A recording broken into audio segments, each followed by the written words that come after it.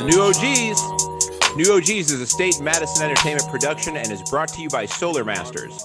Solar Masters is helping homeowners in Illinois take advantage of a program that lets them get solar power at no cost. If you're a single-family homeowner in the state of Illinois, you can lower your electric bill, raise the value of your home, and do something good for the environment without paying a single dollar out of your pocket to do so. No cost out of your pocket, you can get solar for your home. In fact, Solar Masters can only work with you if they can save you money. That's crazy. They can save you money, cost you nothing out of pocket. Solar Masters is a SunPower dealer. That's an American panel maker with over 30 years of experience. And Sun Life even has a referral program that pays out as much as $500 per referral. So head over to www.gosolarmasters.com and get in contact for a free consultation or to refer someone that you know. We are also brought to you by... Yes, sir. Wait a minute. Hold on. Yeah. I gotta wait. I just want to make sure I understand this right. You said a lot of words. The sunglasses are... I know. The sunglasses are on, so I know you've got a valiant point to add here. I want to know. Yes, sir. People, they get the solar panels. Absolutely no out-of-pocket cost. No out-of-pocket costs. They save money on the electricity that they're going to use anyway in their house. Save money they're going to use on electricity anyway, and it's the only black-owned solar company in Illinois. How about that? And it's black-owned with American-made panels. American-made panels, black-owned company. And if they got a friend that owns a house, they can make $500. They can make $500 off a friend. That's the whole thing. Yep. Man, that is better than a blowjob from a midget. They ain't got to bend over. They can just stand up and do it. Is it, though? They can just stand up. How much experience do you have with this information to be offered? I'm just guessing. I dated a girl who was 4'11". You're 6'7". How are they not all? She used to say, "I'm 2 inches from being handicapped," and I was like, "Shut up." You know.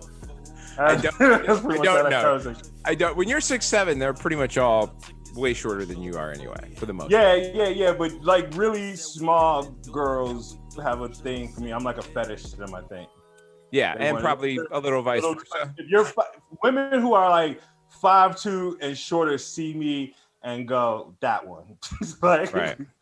John, well, that one. With all that said, get over to www.gosolarmasters.com. Go ahead and refer someone you know if you need to get in touch with this giant or to get some solar panels for your home. We are also brought to you by People of Comedy. That's the network that we're on right now, whether you are watching us on YouTube, Facebook, Twitch, whether you're about to lie to us about watching this when we ask you on a date sometime. However you're getting this, thank you for jumping in and being a part of everything that's going on. Yeah, you're just fucking up batteries. Oh God, that was like Steve Stone working with Harry Carey, my nigga. Oh, that was incredible, dude. That was incredible. Thanks, Harry. That was a strike outside. People of Comedy has all. Who got us running late today? Who had us running late today? Leah Berman from Parental Advisory. Shout out Leah Berman. Shout out to Leah Berman. Yes, she does. Parental Advisory. Mama Berman is one of our best pods, actually. If you're a parent out there and you wanna get some laughs about how you made a mistake or maybe planned something that happened to you and a kid came out, go to People of Comedy and look up Parental Advisory. Tell your story. It's a great show. Yeah. Also, dude, we always need guests for that show. So if you want to tell your story and you're a parent, hit me up. Message People of Comedy page. We'd love to have you on as a guest at Parental Advisory. That's a great thing especially because we can do things at social distance. You don't have to necessarily be like you don't have to be in studio. So you can be just a good parent with a good story about being a parent and you could be a guest on the show. That's a pretty cool deal. So definitely check that out. Get over to People of Comedy, find out all their shows and see what's going on. What's going on, fellas? How are we doing? We have a special guest in here with us today. We got XL, who is currently getting high, so he's not going to contribute at the moment. But joining us also is Chicago comic Kyle Scanlan. How are you doing, buddy? Good. How about you guys? Good, man. Thanks for joining us on the show today. We're happy to have you. We try to get guests on here, and like Friday at 4:00 is the time when everybody is trying to be left alone to get home from work or just be high. So thankfully, you had nothing better going on and joined us. So thanks for jumping on here with us. I haven't had anything going on for a long time. That's hilarious, man. So what's been up? Where are you in the world? Are you in Chicago? You downstate? What's going on? No, I'm downstate at my parents' house. So okay. Just, passing out flyers for Trump. Passing out flyers for Trump. Yeah. I forgot to tell you to create a background. You look like you're in a hostage. This is like It's in my like dad's the Taliban took you. Like you were backpacking. You were backpacking through Afghanistan, and the Taliban took you. And this is your hostage video. They're gonna cut my head off in 45 minutes. Or you are in the bunker, and whatever's going on up on the main level is something that you are just not supposed to be getting involved in right now. So you, I forgot the fucking background. I'm streaming from below ground. As soon as the war is over, I shall return to the surface. The rebellion is still alive. No, it's a good spot. You can tell it's your dad's office because there's nothing on the walls. It's just like God, My man is never thought about no, it's a shot at men. It's a shot at men. Himself, you can see. Yeah, it's a shot at men. I didn't put these things on the mantle back here. They arrived here one day when I woke up. That's all that happened. There's a lady that lives in this house, and she does those things. And that doesn't mean that ladies should always do those things. I'm telling you, I, as a guy, was not going to do those things. Yeah. And a lot of guys, the majority of the men I know won't do those things either. And so that the only reason these things are back here is because someone was kind enough to make me not look like an idiot. Yeah, dude. Hey, man, I'll be honest with you. I did not understand like what all those Crate and Barrel and all those like. I didn't get how those stores worked until my best buddy Day, his now wife, but then girlfriend, moved in with. Actually, before she moved in with us, she just took his credit card one time and just bought a bunch of rugs and like little knickknacks like that shit.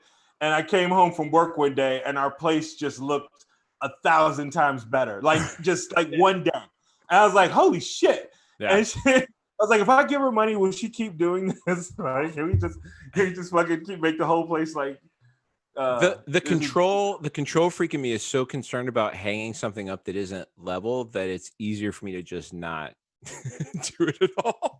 Dudes will literally live in like 4 white walls for like years at a time. If there's no reason to, like, I'm all about like things that make my role easier. Like if I can get some type of like special carry thing for the bathroom to put all my shit in and like make it like that, I don't mind. But like hanging something for the decoration of it, I struggle with hardcore.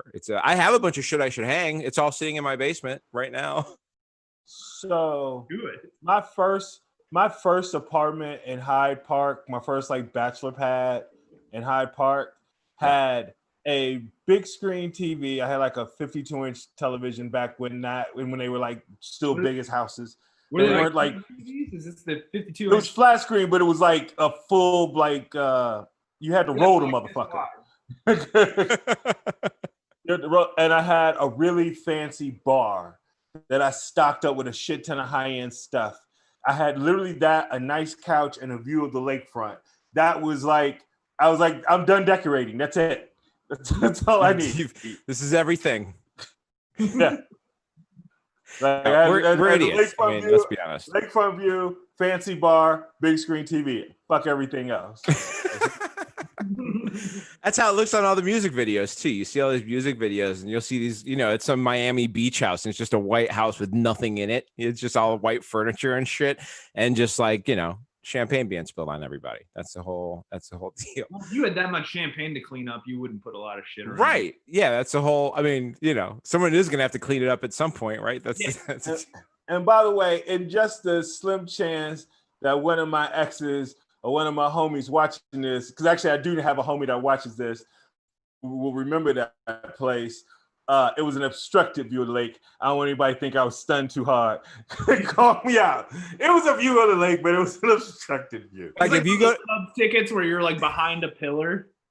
I'm going to game. I can see right field. Yeah, if you go sit at this one window in the corner and you turn the air conditioning off and sit at a 45-degree angle to the if you stood in my window, you sat on the couch, like you could see the lake, but it wasn't like it was like 90-degree view of the lake. You didn't have a full 180. You had a north building that blocked like half of it. Was it a north facing view? No, south facing. Okay, well that's good. South facing view. Yeah. It was a good view. It wasn't like I didn't make enough. I didn't make enough to afford the place that had the unobstructed view. Yeah. Kyle, you just bought a place, right? Yeah. And you're not there now though. You're No, I bought it to pay for it, not to live there. got it. Yeah. That's that's my thing is like I'm like that with everything. I bought a car at the beginning of the year, and obviously, I drove 40,000 miles last year, and this year it's been like mostly sitting in the parking lot. I'm just like, every month I'm just like, I drove to the grocery store 3 times. What am I doing right now? I'm so angry about this, But the mileage is staying low, I guess. So I've got that working. You're going to spend more on like parking tickets than you will gas. Yeah, absolutely. What you got going on this past week, XL? What you been up to besides the insanity of the world? I did a show on Monday, Labor Day, in Rockford that was a little bit tragic. It was a little bit sad because I am rusty. Sadder than 9/11. It's close. like a lot of jokes died hard. 3,000. I'm not saying they're the same. I'm just saying, perspective, my nigga. Like in that moment, it felt pretty bad. For you, it was a bad night. It was a pretty bad night. I was pretty sad. Was that 9/11 sad? No. But right. Was it an outdoor show, XL? Huh? Was it an outdoor show? No, and I was lied to about that. Are you now angrier at Middle Eastern people because of it? Because it was okay. So the place had a really high ceiling. A little racist. It's like one of those bars that had it looked like it had a 2, maybe even 3-story high ceiling. So it had a feel of like we were outside, but we were not outside. Fortunately enough, not enough of a crowd came to make it an issue. So we socially. Yeah. Everybody kept their mask on. Everybody kept their mask on. The 15 people that did come were very into the show. And they let me be sloppy, which was very cool. Not only am I terrible, but nobody's watching. I'm disappointed because I tried to just do my regular thing of figuring out before I was going up what I was going to do and just going up there off of my memory. And I did that. I was able to do that because of all the practice. And obviously I have not had any practice. So I got through like the first 2 or 3 bits and then could not remember anything. And I started kind of going back and forth between old shit that I could remember. And it was not pretty. But I got laughs and stuff. It wasn't a successful set. It was like coming off the DL and getting a single, but I'm a home run hitter. That's why they have you. That's why they started in Double A. That's why you're doing 6 people shows right now. Yeah. Gotta work those kinks out, man. Hot dogs every night. Not the same life. Being a comedian and being a minor league baseball player is almost the same. It's pretty close because there's no money in either of them. There's like you will spend more doing both those things just to participate in them than you will. Rockford is there's 3 areas that I for whatever reason a lot of people seem to like me, and it's Rockford, Milwaukee, and the Central Valley area of Illinois. I had a lot of good successful shows there, and so I was kind of hoping that the show Labor Day would have been a little more populated, but it is what it is. Yeah, it's so are you sticking with similar material, or do you feel like your comedy's changed at all in the last 6 months? Because I feel a lot of stuff way different. There's a lot of stuff that I was doing that is very relevant to what's happening right now. Sure. My white people slavery bit is a very apropos for the current. Your jokes that are like involving race are more direct than mine are. Mine tend to like skirt a little more on a subtle edge where it's like, if you're paying attention, you can either be driving with it or feel like you're offended, but a lot of times it just misses, it's just humor and not what I'm missing what the point is. But you're a little more aggressive. I feel now my jokes are going to be a little more aggressive. Yeah, we're going to teach We got I feel like the ability to kind of get into the topic a little bit easier is more in my wheelhouse than it was before. So I feel like. I feel like I'm trying to think. What's the white shooting guard? He used to be with the Sixers. JJ Redick. Left flash. Yeah. JJ Redick. Okay. Yeah, we have to JJ remember Redick's the NBA white players. Right. Yeah. that's why I threw it out there, baby. To remember the name of all the white. We're going to talk about some white NBA players. Who should we have on this show? Kyle, obviously. Man with the Tyler Hero. JJ Redick's career has been greatly advanced. Kyle Korver's career has been greatly advanced because of the Houston Rockets and the Golden State Warriors and this launching as many threes as possible. Those dudes' career might have still played, but they wouldn't be making the money that they make, and they wouldn't have been as important to teams as they were if just launching as many threes as possible. I think I get this metaphor. Right now. Huh? I think I get this metaphor. I forgot he was doing a metaphor. Yeah, this is welcome to the show. This is it's an 8-minute story that comes off of four. We go into these parts. So it's an 8-minute story with 4 branches, and then at some point we just go. We probably shouldn't have smoked weed before this started. That's right. You don't remember the metaphor. Look at him. He doesn't remember the metaphor. All I was saying is I feel like Kyle Korver when these niggas start shooting. Like, oh, whoa, my stock's about to go up because like the shit that happened this summer was the material that I was doing. That's where I was going with the metaphor. There it is. We got there. I feel like Tyrus Thomas right now in COVID. My ass is about to be overseas. Maybe go play in China for a little while. That's I'm the Tyler Hansborough of Chicago comedy. I'm gonna be in China for the next. A lot of effort, though. A lot of hustle. I do like your. Speaking of hustle, man, you've been with Lincoln Lodge for how long now? Long enough that I don't know, like 8 years or something. Okay. Yeah, 2012. Yeah, I know you guys just were opening the new location when everything happened. What's the word? I mean, we are obviously very deeply invested in Chicago comedy and what's going on there. What's the we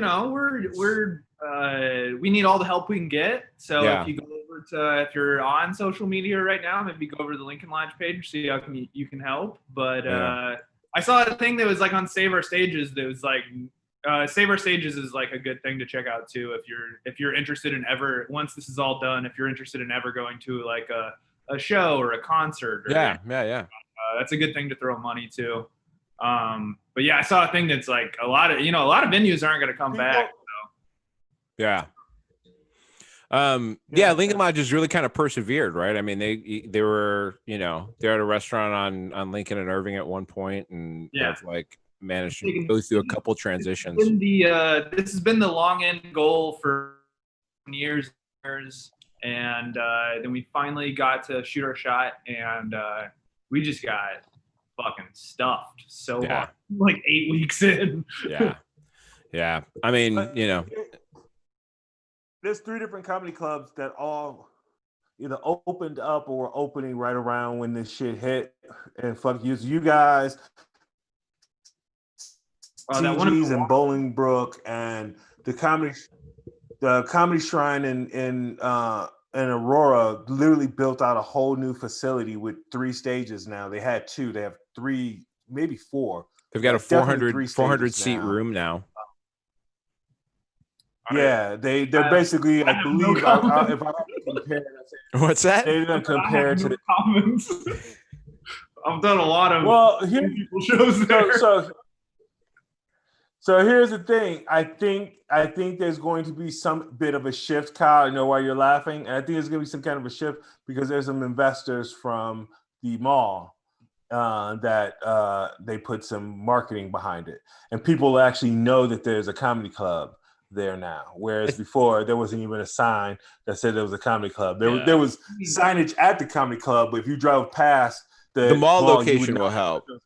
We don't just get the overflow from improv anymore for stand-up audience. Yeah, the mall location will help, and I think they get an influx of some money. Obviously, they can bring in some names too, or put some money up for somebody who's like, at a level that fits into a budget that may be more than what they've been getting, along with the people that they're normally bringing in. But like, I think crazy how much money will fix your problem. You can buy credibility. You know what I mean? Like if you can afford to bring in somebody who's $30,000 for a weekend in, and you have a 400 seat theater, you can probably make that money if you have it. The funny thing, a lot of it's you barely make any money on those shows because everybody wants all the door anymore. So these venues are but if you have a good bar, you can rake on that. Yeah. I mean, it's a process. So we were, I know one of the reasons we were having on, we were getting to a little bit, we were talking about the NBA and the NBA playoffs. I mean, you're a huge NBA fan. You're one of my favorite people to talk to about the NBA, honestly, especially in comedy. Most people. I'm one of the white voices in the NBA. Did you guys bring your podcast back? No, not yet. Yeah, that's a great. Basketball stories. Right? Coronavirus for a minute, so we halted. Wait, what happened? I said we thought that somebody had coronavirus on our little crew. So yeah, it's usually time to hold off. We share enough joints to get scared about it. So, that is reasonable. Cannabis and fire kills coronavirus. If that's true, I'm as safe as I could ever be. Yeah, I'll never get sick. I'll never ever get sick. It's a full-time job. Bobby, what's that? Oh no, I was going to ask Kyle about the season. I mean, the bubble thing that's come back. We've had our opinions on throughout the show. I mean, it's been a kind of a loosey-goosey defensive situation. I think the defense has kind of been less than great because it's tough to make something like this feel like it's more than a scrimmage. I feel like they've done a pretty good job though. It's getting tighter now in the playoffs, right? Like as the little 8-game warm-up shit that they went through, there are some games where it's just like, oh, you guys are just kind of shooting around. What? I mean, they probably but I think that's what the 8-game warm-up was supposed to. I think that's what that was supposed to be. To get it in. And the playoffs, the defense always steps up a bit. That's why Giannis had so much fucking trouble, because the Heat were like, nah, nigga, we ain't letting you do all that shit. You're gonna have to shoot threes, pass, and we ain't letting nobody else get open. So that's when you got Jimmy Butler, you can do that. And Adebayo, you can do that shit. Yeah. Yeah, you can tell that some people are definitely not treating the end of the season like there's going to be an asterisk behind it. Still like Jimmy Butler, yeah. What are your thoughts on his play down in Miami, Kyle? I mean, I love Jimmy so much. I mean, like, I think that Miami team is probably going to go to the Eastern Conference Finals. Like, I mean, they have the Eastern Conference Finals. I think they're probably going to go to the finals. I mean, they look good, man. They're good. Yeah. Jimmy's the best. Like, I wish we had a guy like that on the Bulls, man. That would be sick. Like Jimmy Butler. Oh shit, he did. It'd be so great if we could have had. It's I think one of the great. There are two great situations that I think that the Bulls are responsible for fumbling in the last few years, and they involve both Rose and Butler in regards to how they dealt with Rose's injury situations and how they dealt with Jimmy down the stretch there. I mean, it just I don't know. We got Jose Calderon out of that Rose trade. I want to kill myself when I think about that. Dude, I went to a game last year because they were trying to pitch me on season tickets, and I was just like, man, they call my phone all the time. I was just like, I was at that game with you, right? No, you didn't show. No, you called me up day of, and you're like, I'm not gonna make it. That's such an XL move. It was like a couple hours before the game too, I think. Hey man, you on your way? Oh man, I'm not gonna be on my way. Some shit came up. I'm not gonna be on the way. And it was one of those things where like the Friday before we had to be like, all right, man, I'm gonna set these tickets up. It'll be for next Monday. If you're down, we'll go. What's on the calendar? Anything? Cool. They're gonna pitch us on this bullshit. We ain't gonna take it, but we can go. Because you get food too with that thing you Yeah, went to. yeah. Then I got there and like I looked at the ticket prices and I was like, shit, man, if XL was here, we'd actually be having a conversation about this. I'm not sure if it's good that he's not here or that I'm angry that he didn't show up, because I didn't think the pricing was insane, to be honest. Like, it wasn't like for a 10 or how they get you. package.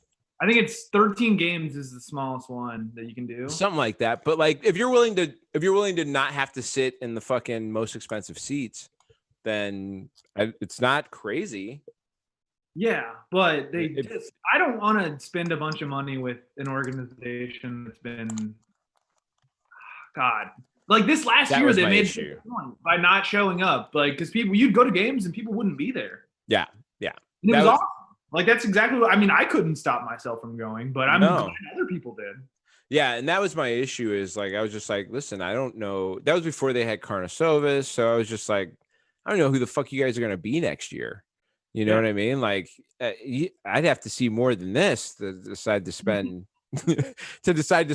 this money up front, and then like spend thousands of dollars to go see a 20-win team. Like, well, spend a couple $1,000s to then have to try and sell those tickets to games that you don't want to go to and hope that you can get back something close to what you spent. Well, with doing like if you're a comic though, that's a reality, man. Like, yeah, you end up having to get rid of a ton of those tickets. Yeah, especially when you start working and you're getting gigs and you're just like, oh, I gotta get rid of a bunch of this shit. It's not gonna happen anyway. Yeah, that's the difficulty with season tickets to anything when you have something where like you're trying to get booked all the time on your own shit. It's just hard to plan ahead for a lot of that. That's why we should give up on comedy and just basketball games. Yeah, well, it depends, man. It depends. See what this new GM does. Yeah, it's the coaching hire is going to be big, especially considering what happened with the Nets and the hiring of Nash. I think sent more than just Stephen A. Smith into a tizzy, right? Like a lot of people are kind of pissed off about that. Can I ask you guys a question as two black men? Yeah. How mad will you get if they hire Chris Mullin as the coach for the Bulls? Another old white guy in the NBA. They hire him. I would be mad not because he's a white guy. I would be mad because he's already proven to be a bad coach. Like the coaching part I have an issue with.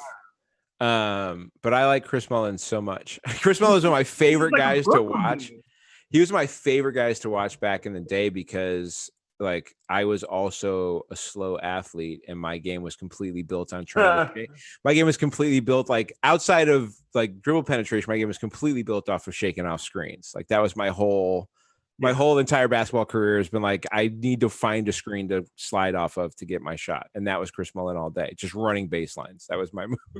And so I was like, yeah, big Chris Mullin fan. But he doesn't seem to be able to coach. So like, but it would be pretty funny. It would be. They need, I think. What were you saying? He said, I just think it's hard for players to get past why he sounds like he's from Brooklyn. I mean, I don't know if he's he sounds blacker than any of us. He sounds blacker than anybody on this podcast right now. That's why Chris Mullin.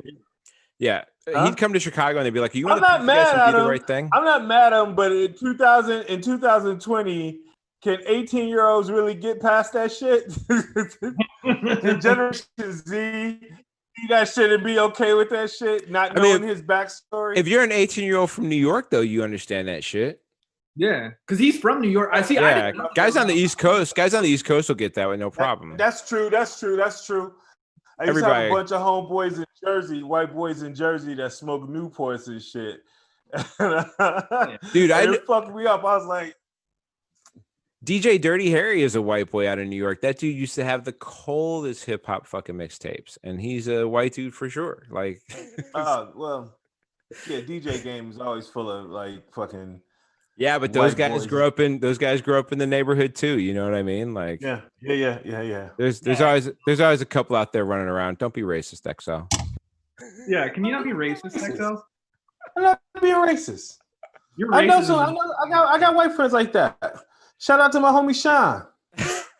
That's just a white name. You're just saying a white name. How's he spell it? Yeah. He spells it S-H-A-W-N.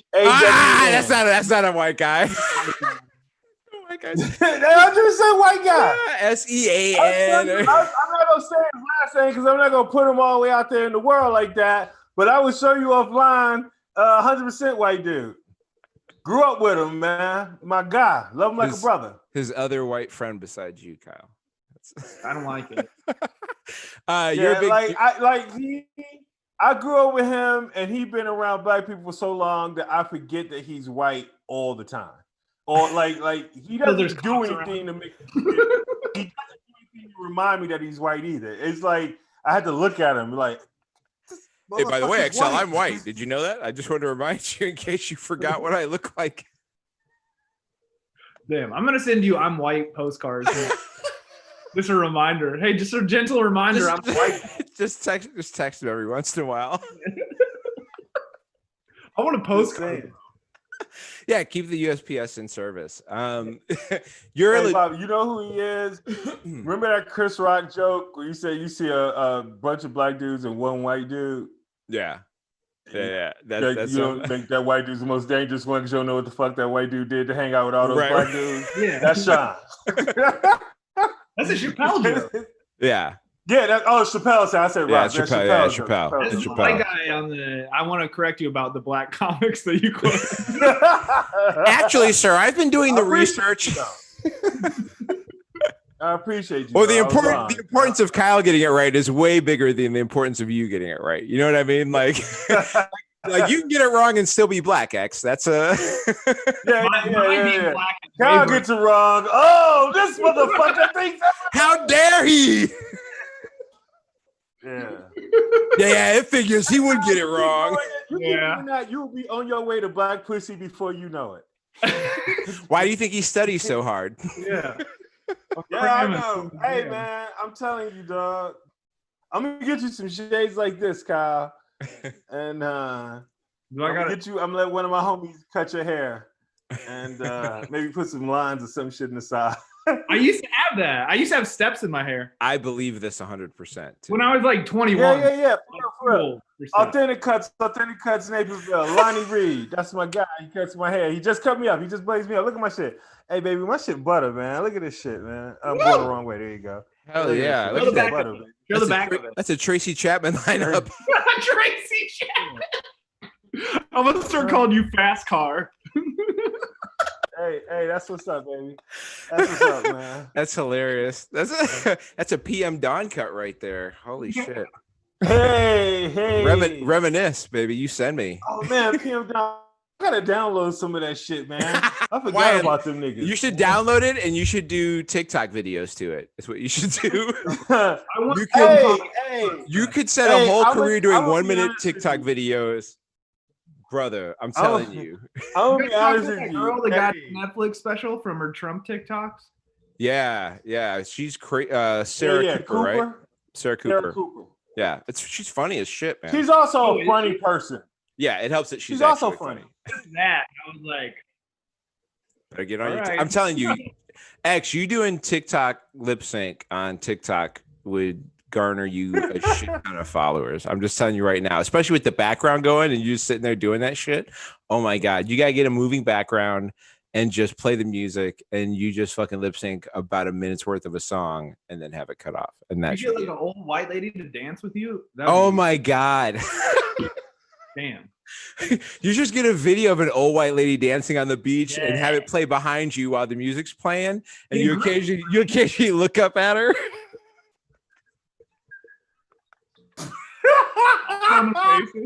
But she's just a video playing in the back. I'm like refusing to get TikTok. I've been refusing to get TikTok, and like you should do your 40s. Listen, man, the Chinese can't do shit to you, man. Look at you. There's nothing. They got nothing for you. Nah, it'd take like 800 to take you out. You would decimate their population, brother. Worse than the one-child policy. You would. Now the bad news is they wouldn't let you use any. They wouldn't let you go in any of their stores either. Right. You couldn't go inside their stores. Yeah, as long as you don't have to go to the bathroom, you're fine. I don't think there's any place in Beijing or anywhere in China where I would fit. They don't make doors big enough for somebody like me. No, that's not made for you. That's not made for you at all, man. You're a LeBron James guy though, Kyle, right? Like that's your individual player that you follow. Yeah. Is it the Lakers year this year? Is that what's happening? Is it? I mean, Dude, I mean, it's the bubble. Anything can happen. I honestly think this is going to be the year where like it could be like the Heat could win this year. Like it could be something crazy like that because it's just you get hot. I mean, like look at Dame Lillard. I mean, the games he put together. If you get hot, it's also like LeBron, although and you know he gets criticized, and my affinity for Jordan is pretty like, I appreciate that.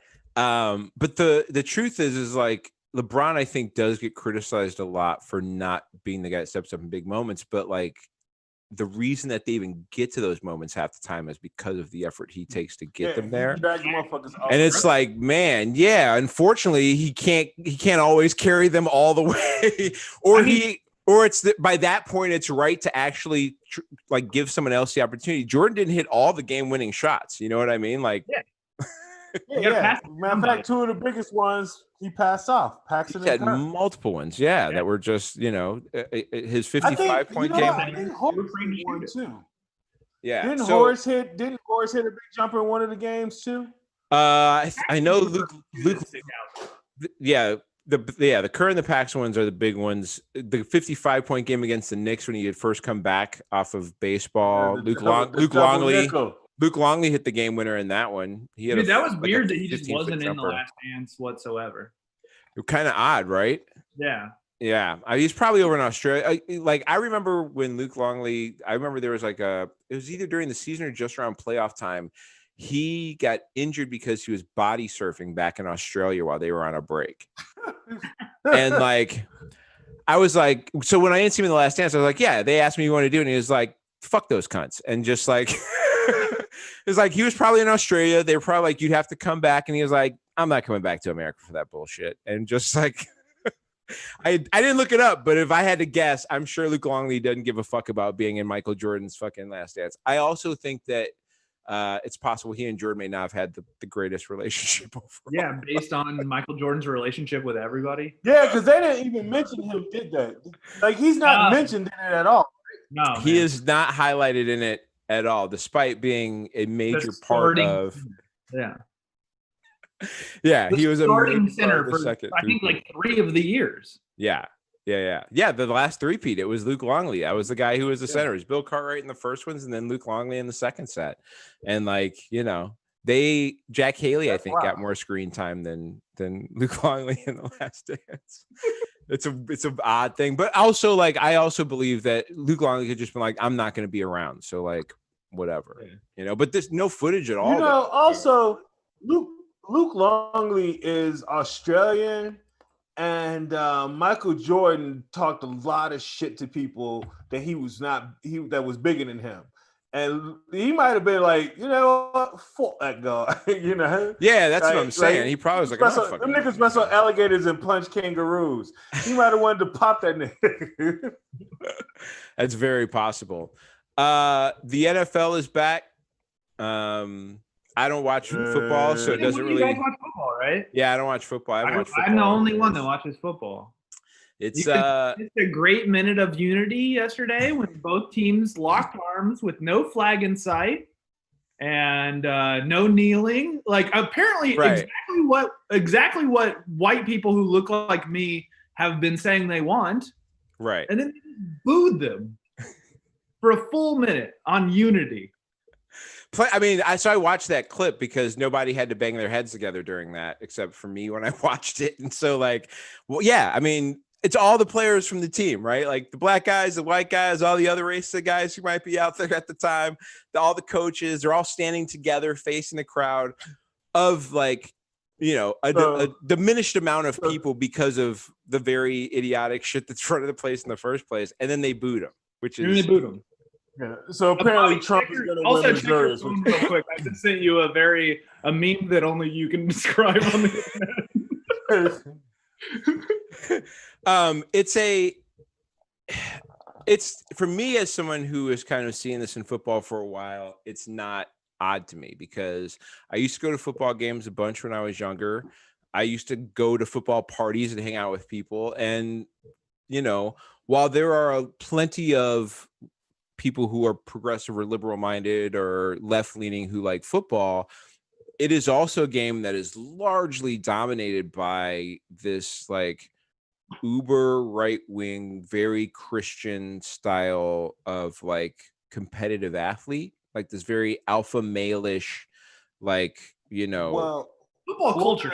Texas are football farms. Yeah. Florida, Texas, Pennsylvania, and those are all areas that are Nebraska. Like Pennsylvania outside of Philadelphia is pretty conservative. Yeah. And so like, there's this and the coaching style, and football is a game that also is like comparable to war in the way that like the back and forth of the action is, right? And so it also like is attractive to people, right? Like if you're someone who likes that concept or you don't want to go to war, but you want to feel like you go to war, like this is one of these things. And as a judgment of manliness, it is also this thing where it's like, this is the most contact of a team sport that you can get into. There is no other team contact sport you can play in this country that's like this in regards to how often you can pound each other. So you want to be physical it is. You want to prove you're a man, go play football, right? Like that's the thing. But like the result of that is like an overwhelming amount of players who end up with brain damage that leads them to being Larry Johnson online. Yeah. Or Ray Caruth, or you know what I mean? Like OJ Simpson, like Brian Urlacher. You name it. Yeah, Brian Urlacher, yeah. For sure. Or, Ditka. Or Junior Seau. Or Junior Seau. Or Dave Duerson. You know what I mean? Guys who shot themselves in the chest so that you could observe their brains. Is that the guy, the linebacker on the Chiefs? Junior Seau? No, not Junior Seau. The guy you just mentioned right after. Yeah. Dave Duerson? Yeah. He killed himself at the practice facility? I'm just talking about a different guy another guy. Yeah, there's another guy. Yeah. Practice facility. Yeah. He did just making sure that I had it right. Yeah, I have a whole you said for the Chiefs. I was thinking for the Chargers. I had a whole bit about the whole idea of like football players doing crazy shit is not surprising to me because like if you worked at like a steel factory and like a few times a week you banged your head on a steel beam, and I saw you do this as your coworker, and occasionally you got knocked out, like 3-4 times a year you banged your head on a steel beam so hard you got knocked out, and then like 7 years in you just attacked Linda, the secretary at the Christmas party. Like people might think you were crazy, and I'd be like, no, this dude's been banging his head on shit for like 8 years. Of course he's out of his mind. Like rash decisions should be on that guy, Bobby, I lived in a basement apartment for 2 years, and I hit my head so many times I felt like an NFL player. Like I was I mean, it's and it's been, a lot of these guys have been playing since they were kids. They've been playing tackle football since they were kids, which means that's trauma that's been going on for a long time. And then on top of that, you then have a sport in which there's this high percentage of fans and fellow athletes who, if you're black, don't really want you to do anything but the athletic part of the thing. And so, like, as evidenced by the fact that even when they go try and stand together for a moment of unity, these people came out and booed them. So it's like, who are you performing for at the end of the day? I don't know. To me, I like football. I'm the only one that likes football. Football is my reality TV. I know it's bad for my brain. I know it's bad for their brain. Right. But I like it, so I'm going to watch it. Yeah. I get it. And that's the thing is like, I do love the sport. Like, I love football. Like the idea of what's going on, that bit of it, not because it makes me feel manly to be able to play it or said I played it, but like what it takes to be good. Like an amazing play in football is amazing. It's not like there's not talent going on there. Like a guy who can throw a ball 60 yards and have it land like right in the arms of somebody, or like all that shit is great. If they could figure out a way to do it where like 98% of the people didn't have brain damage after they were done playing, that would also be great. Yeah. So my grandpa actually like played football in the 40s for Oklahoma State. Yeah. he was like he played like offensive line and defensive line, and he died at like 56, and he had Alzheimer's for like the last 10 years, and it was 100% because of football. Yeah.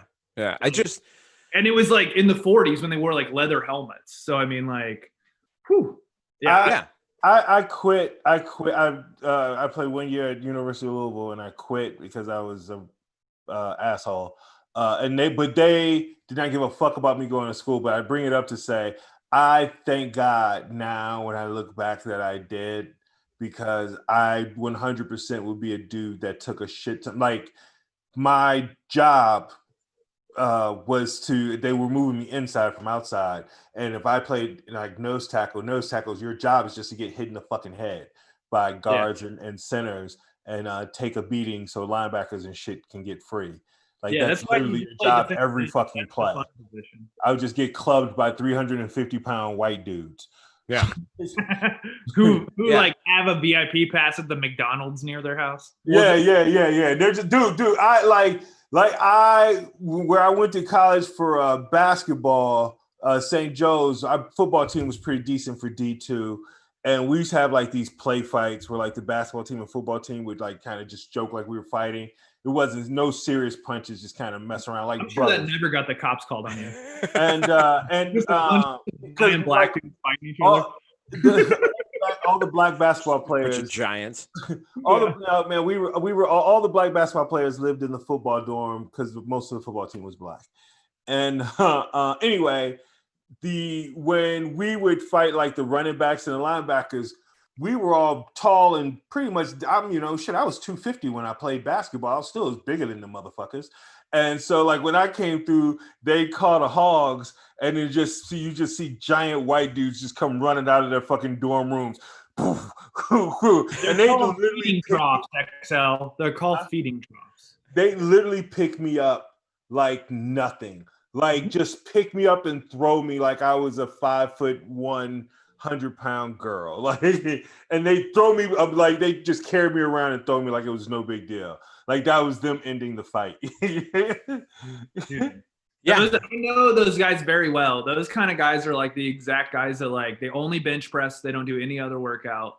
Yeah. There's no other workout. Their workout playlist is the reason why Linkin Park has stayed so like successful. Hey man, those dudes, they were good. I mean, like our team was decent. So they were probably just big, strong. They were just big, strong fucking dudes, man. It was the only time in my life that I ever have been picked up. That's why that story was like so hilarious to me. Only time in my life, like if you're watching the show, you don't know I'm 6'7", lots of pounds, a lot, well over. Can we do a weigh-in one episode? We got to do a weigh-in episode. Well over 300. I'm a very, very big person. If you're watching the show out there, you don't know who the fuck how big I am. So to be picked up and tossed That's around, his baby photo in the background, by the way. Is insane. When I was 250, 260 in there. What the fuck did you just say? Your baby photo in the background. You know what? Because you're only 44% black, I feel like that was racist. I am not the one who goes around calling myself gorilla. Okay, that's. You notice I didn't make that joke. Right? Yeah. I set that shit out. Oh, I've been emboldened. Okay, by the fact that I could also be murdered out in these streets. I have been emboldened. You know how? Hey man, you know how women post it? They say it's a thirst trap. Yeah. They're like that. This is a racist trap. Yeah, right. It's like, I dare you, motherfucker. Yeah, it's a racist trap. Go ahead, say it. It'll come. Hey, we're filming this on Friday. It is September 11th. We were all old enough to be around then. How? I mean, where were we all? Were we all adults by then? We all. I graduated college a year and a half before that, and I literally just come home from playing basketball overseas, and I was working as a broker for a company called Capital Mortgage Services and Financial, and Any more details you can add to make it? Where in the office? Where in the office did you sit? No. What was No, your it's favorite crazy. drink It's crazy. My grandfather was supposed to have surgery that day, and I took the day off, so I didn't go into work that day. I was at home. Raise a little suspicion. Where were you? Where were you, XL? I'm gonna coordinating things from my bedroom. The only reason why it's significant room with is 2 plane airplanes. Back then I would not listen to the radio or turn on the TV in the morning when I got up because I you know how I am. I'm always running late. That shit would distract me. So I would not turn anything on if I had to go into the office. But because I wasn't going into the office, I was driving back into the burbs to go to my grandfather's surgery.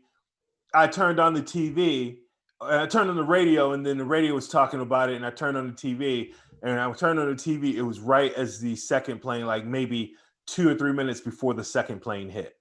Like I was seeing the first building smoking and not understanding what I was watching. I thought it was a movie until I changed the channel, and like 2 or 3 different channels had the same shit on. Yeah. And I was like, wait, what the fuck? Channel TNT? What is this? Literally, I thought it was like a disaster movie. I was waiting to see Schwarzenegger step out from a building or something. Yes, that's 100% what I thought. That's what I thought I was experiencing. And then right as I realized what they were saying, that a plane ran into the building, I was like, oh shit. And as I realized that, the second plane hit, and then I freaked the fuck out. I woke my roommate up. I called my boss, who was on a plane to Detroit because our number one bank was in Michigan, and he was going up there, and he was supposed to be flying up there. And I called him like 1,000 times. He wouldn't fucking answer. And he was like a little short asshole. And when he finally answered, he screamed at me like, what the fuck? You know I'm not in the office. What the fuck could you possibly want? And I just screamed, get the fuck off the plane. I don't know what's going on, but get the fuck off the plane. And he goes, why? Why are you saying that? We've been sitting here. We're supposed to be in the air already. What's going on? And I told him what the fuck was happening. And then he's like, you're not kidding. This is not a joke. And I was like, dude, you've been sitting there for an hour for a reason. That you're not taking off. That's good. But get the fuck off the plane as soon as you can. Something crazy is happening. I didn't even know it was terrorism. I didn't know what the fuck it was. Nobody knew what it was for a while. Yeah, I don't even think it was. I mean, people still argue about what it was. Yet.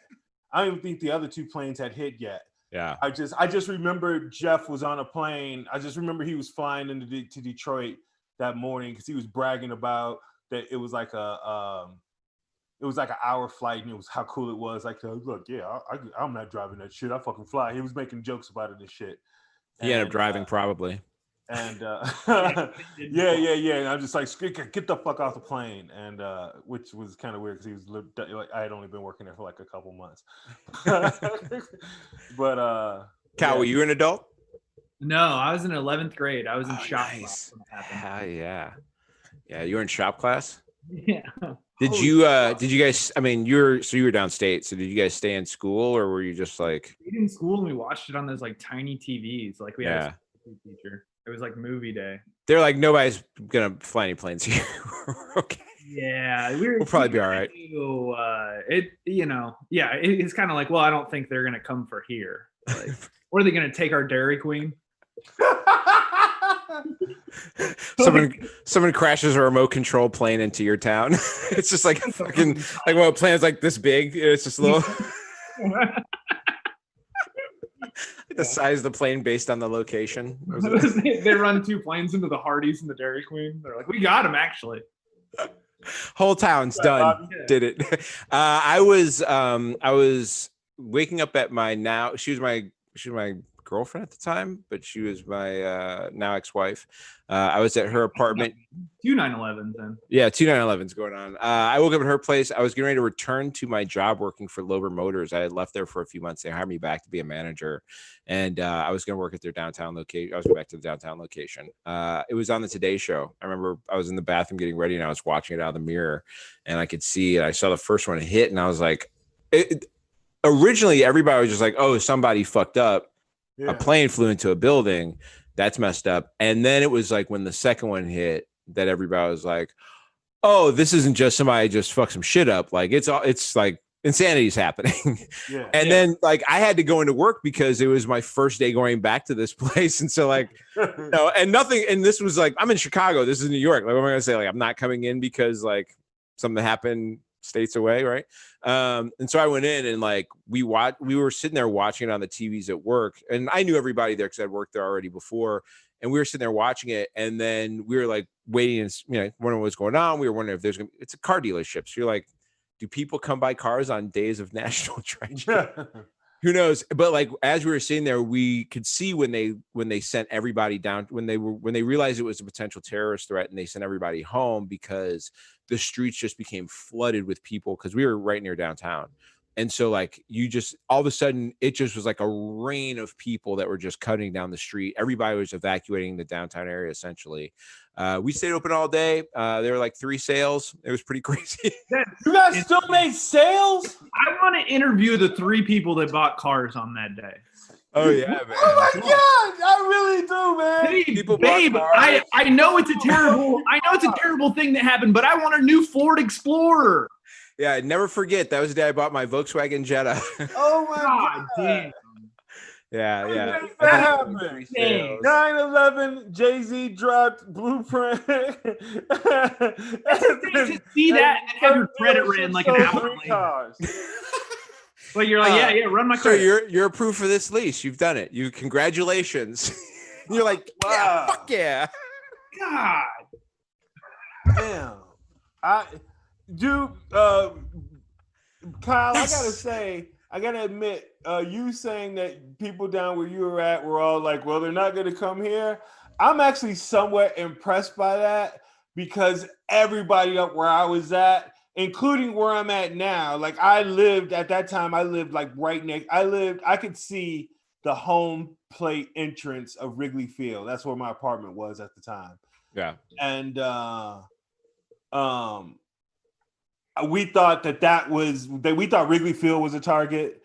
Our office was downtown, like 4 or 5 blocks away from the Sears Tower. We were like, the Sears Tower is definitely a fucking target. That was a big thing when that first happened. They were just like, get everybody out of the Sears Tower now. And Aurora has the world's busiest air traffic control center.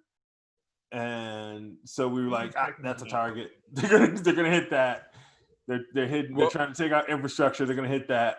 So what was wild is my boss at the time, the guy who I came back to work for, who is a good friend of mine, is Palestinian, and his name is not an American name either. Like he's a Palestinian with a Palestinian name, and like after that ended, one of the reasons we were friends is we like similar cars, and we had been going on the spree of like we were buying Chevy Impala SSs, like 94 to 96s, and like tune them up a little bit, add some stuff to them, and then like reselling them. And so we were in the process of trying to buy one, and he couldn't get money out of the bank. He was trying to take out like 15 grand, and like it was maybe a month later, and like his bank would not let him take out 15 grand. He had to like wait for like days before he could pull the money out. And it was like, and he was like, everybody at my church or whatever, I forget at his mosque was going through the same thing. He was like, there's stories of like, if your name is not Americanized on your docs when you're going to pull money, if you pull out anything over whatever, some certain amount, like it just wasn't happening.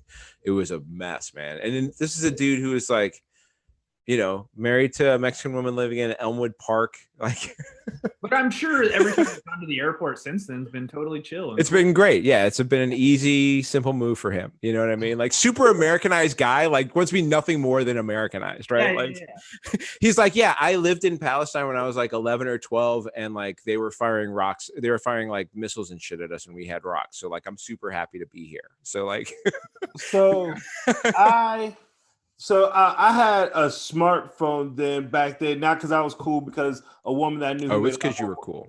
You were. I knew made a lot more money than me. Bought one, didn't like it, and just like gave it to me. Like, here, poor kid, take one. Right. Was that your version of The Blind Side? Yes, there it is. There it is. And my friend Hags loved putting. I used to put messages on it like, I don't know, Excel's a pimp, some goofy shit, whatever. Because I was a broker, and that's dumb shit we used to do. Well, he used to like put stuff on there like Excel is a sucker or whatever.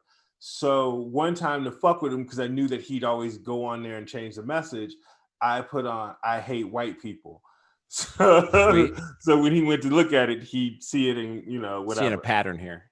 And so one time, like this was, I can't remember how far this was after 9/11, but it was enough that flying had gotten back to somewhat normal. People were going to the airport wasn't. It was still. I went to Vegas that November. It was cheap. Let me tell you. Yeah, it was still more. Yeah. It was still high security, but people were going, like the airports were full. Yeah. And right as he takes me to the airport, and right as we're getting out, this is before I converted from Islam to Judaism. He grabs my phone, and I'm like, "Hey man, not now with this fucking shit playing with my phone." He goes, "Dude, I don't think a 6'7" Muslim should have 'I hate white people' on his phone right now." He's like, "I'm gonna delete this for you." And I was like, "Oh God, thank you." Might be a good idea. That's a good call. It's been 19 years. Do you guys feel at all like I mean, obviously we're living in a pandemic now that's taken almost 200,000 Americans.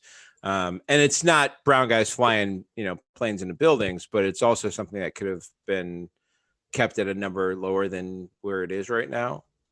Does that take away from your feelings about about 9/11? I mean, does it reduce the luster a little bit for you?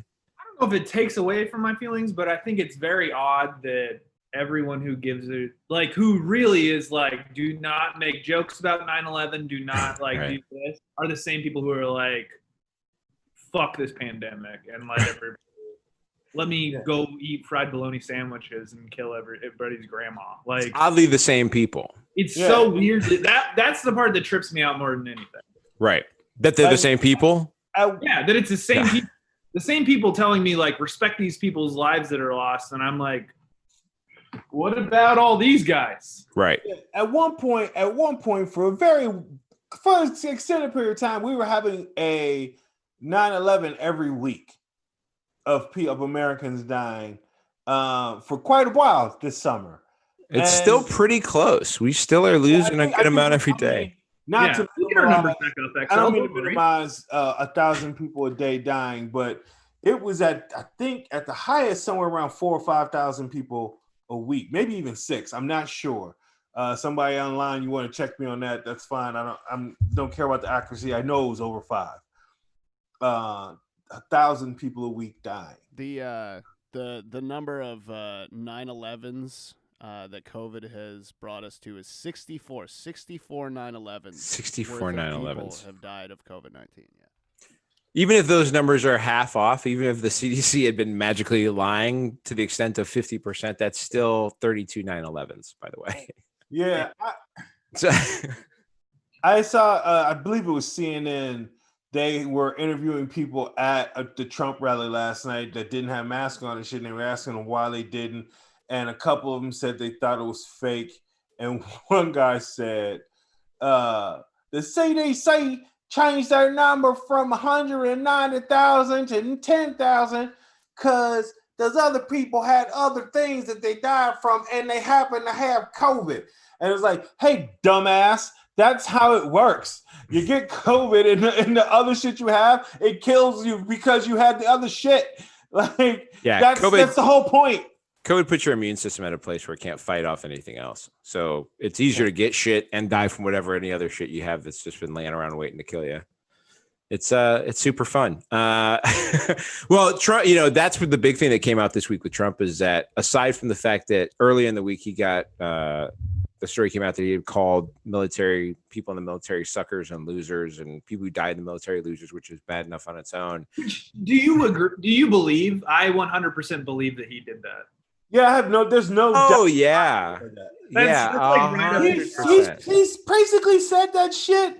He's basically it's not foreign. No one's done a supercut yet of all the shit that he's been recorded, either saying or that was attributed to him before this already. That goes right along with that.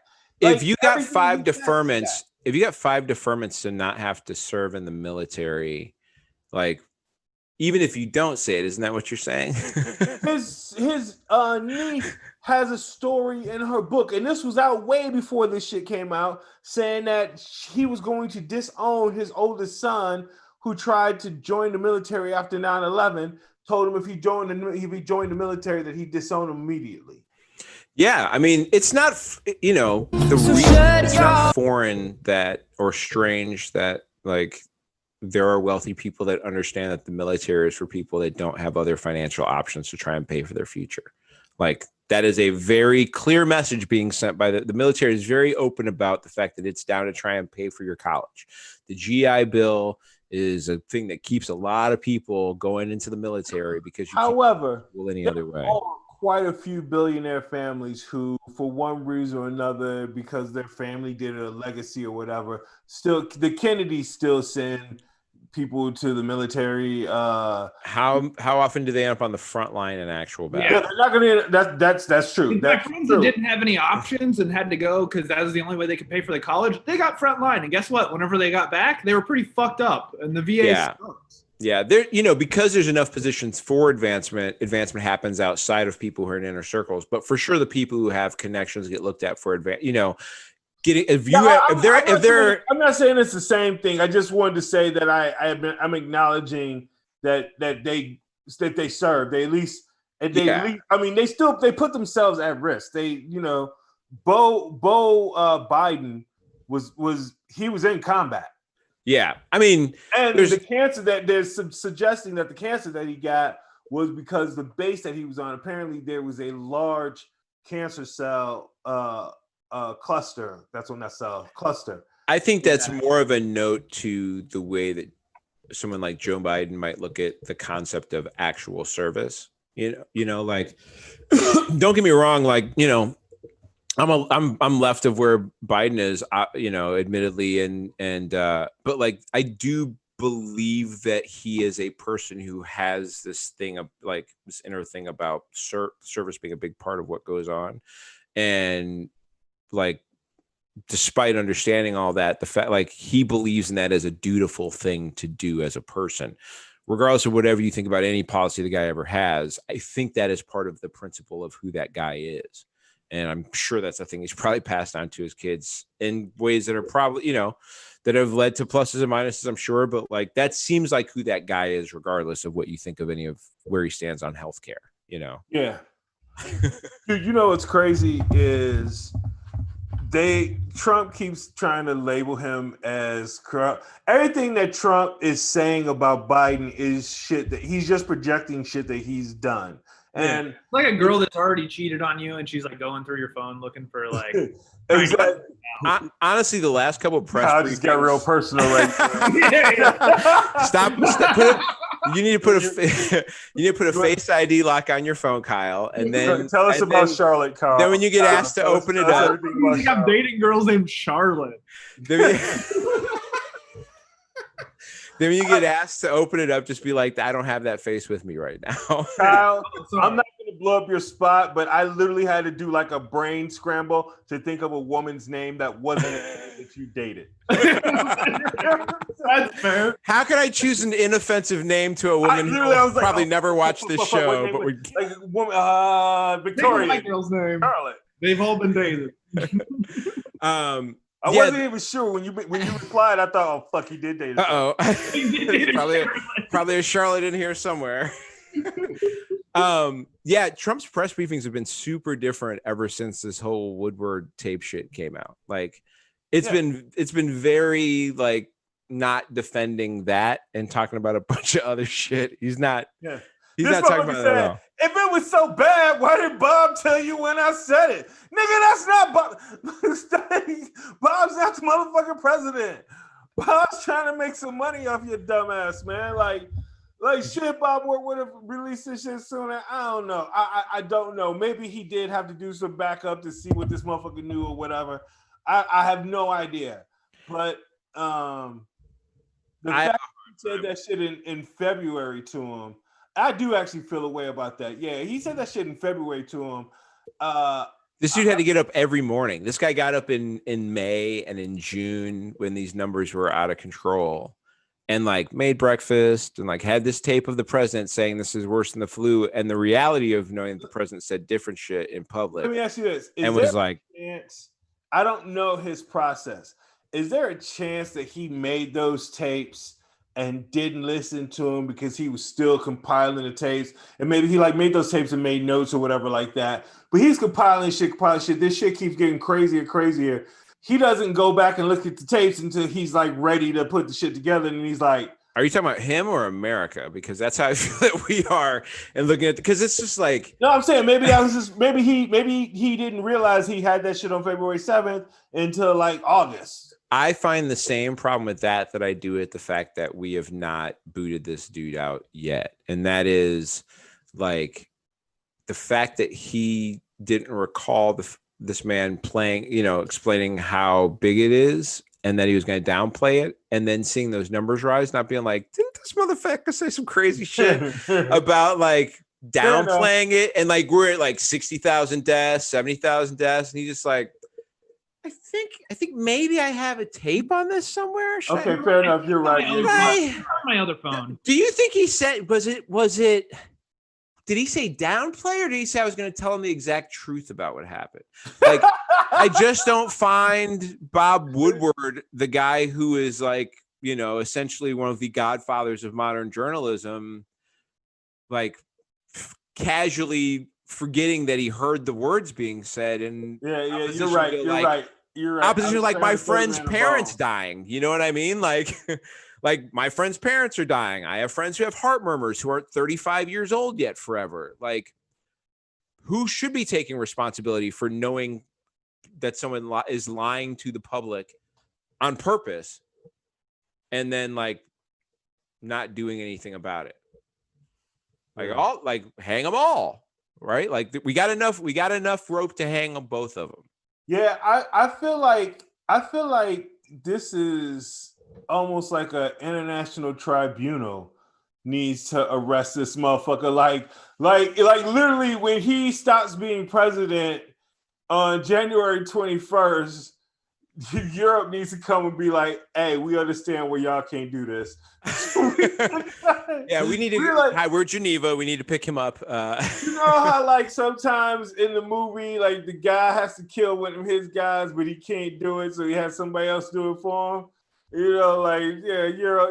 European Union and the UK, like, hey, don't worry, we understand.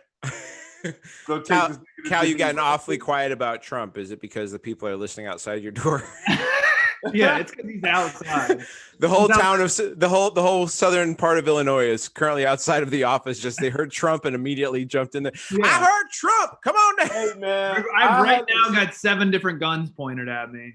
I had an experience down where he's at right now, September before the November election that he won. Kyle had a show down there, and I'd gone down there a couple times before, and I had some fun. This was like my 4th time down there, I think. Yeah. That's 4 different times we had black people in our town. But I'd been down there enough that there were people who were like, "Hey, here's XL," you know. They didn't immediately go, "Oh shit!" Yeah, and you're the one we've allowed in. yeah, basically. And I remember Kyle had this really fucking great game called Kanye or Trump, and it was just quotes of Kanye West and Trump. And we did, because I don't think we did straight stand up, but we did like maybe just 10-minute sets or something. And then we did kind of like a Lincoln Lodge. Into a game show. Kind of a Lincoln Lodge. An hour and a half, you're going to do a lot of dumb shit. Yeah. Not a Lincoln Lodge, excuse me. Whatever. Whiskey Journal. You won't get there. A Whiskey Journal. It's your shit. I thought you were going to jump in. For those of you watching who are big Whiskey Journal fans, he's referencing. Where were you 40 years ago? We're sure you know. Whiskey Journal was 40 years ago. Yeah, right. Okay. Anyway, everybody got him wrong. Everybody thought the things that Trump said were Kanye shit, and Kanye shits were Trump shits. And we were cracking up on stage, and they were laughing until the end, and then they got mad. because they were all voting for Trump. I made people, if they lost the game, I made them promise me they wouldn't vote for Trump. It was. We gotta get back and play this game again. That's what's gotta happen. And I think I asked, like, towards the end of that, I was going, wait a minute. Are you guys all voting for Trump? And it was like, yeah. And I was like, oh shit. Uh-oh. Well, I gotta go. Sorry. Yeah. I was Start the car. I had that, and I had a show in Indiana where I had a joke about Hillary Clinton being president, me telling my niece Hillary Clinton was going to be president. And nobody laughed because the joke was more about me lying to my gotta read the room than Hillary, right? But because I said Hillary, like, they were all uptight, and it was only like 4 or 5. It was like 70 people in this tight little thing, and like 5 people laughed. And I was like, wait, are you not laughing because of Hillary? And they were like, yeah. And I was like, wait. You guys like Hillary, and these 5 women started to clap, but it was like a woo. You're in Indiana, and you're wondering quiet what real happening? fast. Yeah, Portage. It was in Portage, fucking Indiana, brother. That was in. I want to say that was in October before the election. You got to release. You got to scout your locations before you go, man. You got to go on Wikipedia and be like, "Where's like a year before Trump?" I do that shit. I look up a location and be like, "What? Who the fuck are the people in this town?" In 2014 and early 2015, before Trump became a candidate, and I was in Portage, Indiana. I was fire. The motherfuckers would have loved me, man. Like, after Trump became a candidate, a lot of those places were not as friendly to me. I want to talk about this as we're getting closed out. There's a new show on Hulu that just launched a couple days ago. It's called Woke. It is written, I think, by or created by a guy named Keith Knight, who is a cartoonist, and it kind of spears off of an experience that he had. Lamorne Morris is in there. He's the star. You know him from New Girl. I think he writes a bit on it too. Yeah, I'm sure he writes on there as well. There's a whole team of great writers on there, but also a comic from Chicago by the name of T. Murph is also on that show playing Clovis. And I've watched the first couple episodes. I don't know how many episodes you guys are into it. I'm in 3, I think. 3 episodes. You've watched it all. Look at you binging, of course. So I'm telling you, he's got to get his homework in. You know what I mean? He's just got to make sure if he's out somewhere and there's a conversation going on. I was excited for Murph. Yeah, that's your boy. You've known Murph since college, so that's a big deal. So here's the thing. I was super excited for Murph too, man. Like I was plugging this shit. I was like mad plug. I was plugging this shit on all my pages and all that stuff. Here's the thing. I was plugging it because that's my guy. Yeah. I was like, just show him love. I was like, I watched that shit when I watched that shit because it was on Hulu and I wasn't doing shit. And I was like, you know what? Let's check it out. Because I didn't expect it to actually be great. Yeah, it's really good. It's like, I'm not shitting on him. This is like a lot of stuff isn't as good as, whatever. I was like, I'll give it a shot. Let's see what my boy doing. And that shit was great. It was really good. I was so excited. Really, I was so happy. That was so good. It is a thing though, because it's like when you're trying to exercise and your body's making subtle changes, but you don't see it because you look at yourself in the mirror every day. And like, that's what it is. You have friends who you see at open mics just trying shit all the time. And even sometimes you see them at a big show somewhere and you're seeing the bits that they were trying and they work in a big room. You're like, oh, fuck, that is actually really good. And then you see that with your friends and they start getting bigger opportunities, or even when you get some bigger opportunities, you see yourself on a different location or a different situation. You're like, oh, wow, that is a thing that can also be good with someone I watched like doing reps at an open mic. You know what I mean? Like, this is an open mic guy who's now on a show that, I mean, he took over Hulu's Instagram the other day. This guy is, he's in the New York Times, man. Oh yeah, he's killing. It's so great. I'm so happy for him. My questioning how good it was going to be was not based on him. It was based on that they wrote Woke before the summer. This shit was written well before that. And I was like, this shit's probably gonna come across soft now because some shit has changed. And nah, man, this shit was like right on time. That was some inspiration. Like when motherfucker says some shit was inspired, that's some inspired shit because it's right on point. Like that's why I see who dude. When I clicked on Hulu to watch it, it was the first thing that popped up. Like I was like, oh yeah, putting their money behind this joint. They're pimping it hard, man. They gave T Murph their Instagram. They was running their whole Instagram stories for a couple hours the other night. I mean, that's super dope. Man. It's on right now. It's great. It's great. So shout out to Chicago Talent. Also, if you haven't caught it, Alex Drakovich has a sketch that he has on his website. I don't know if James, you have that somewhere that people can find it. Where's a good link that people can go to check it out, because it's a hilarious short that he shot with a couple of Chicago comics. Tim Smith and Carly Kane. Have you seen it? You saw it, Kyle? I saw it, yeah. I think it's hilarious. It's hilarious. But that's I'm excited for that, man. It's big with some of the stuff that we've been working on to see that happen in Chicago. It's pretty cool. When are you coming back up north, Kyle? Next week. I'll be there like Tuesday. Okay. You gonna stick around for a little while, or are you Yeah, I'll be here. I gotta start actually doing some work for comedy instead of just fucking off for 3 months. So yeah, how are you approaching shows? Are you doing? I did like a weekend of outdoor shows and it was all right. I'm supposed to do one next Friday, so we'll report back. Did you do any Zoom stuff at all, or did you? No, not for me. Not for me. I can't even get like an audience on Instagram. So fuck a Zoom show. I'm not doing it. I know that's not what our approach is supposed to be, but I don't want to do it, so I'm not gonna. I felt kind of odd about the idea of doing it. I haven't done any of them. It didn't feel like it's a type of practice I wanted to get. Although I don't fault anybody for trying to figure out a way to make it happen. Like, let me say this: I did a spoken word show. It's not like a straight up comedy show. It's like not spoken word. I should say a storytelling show. And I had a good experience with that. There was no feedback from the audience. I turned the bit about my son being born white into more of a story and less of a joke. Less jokes. All those lines were getting in the way. Fuck off. Anyway, and I did a game show last week, and Bobby and I will be doing on the 21st of this month called Code Word. White or black? It's called Code Word. Black friend, yes or no? It's super dope. On your phone. God damn it! I'm trying to do. All right, is this what you feel like when you're doing the promos at the beginning?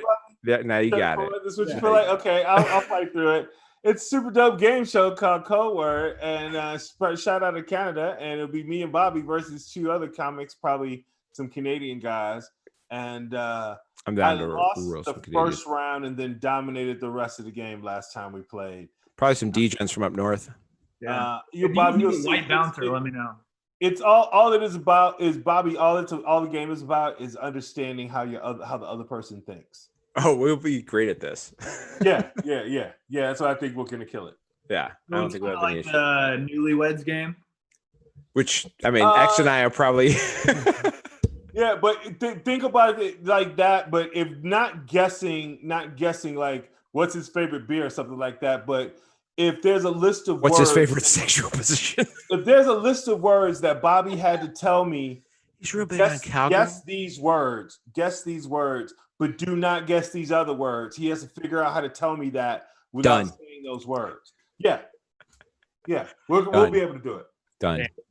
Done. Do you have a link for people to go to, James? Is there a thing for that, or should they just go to People of Comedy and find it there? You're gonna post it there. Okay, People of Comedy will share it. We gotta let these people get out of here. We've been bugging them too much for their dumb shit today. So, hey, Cal, where can people follow you, find you? You gotta get your Instagram up.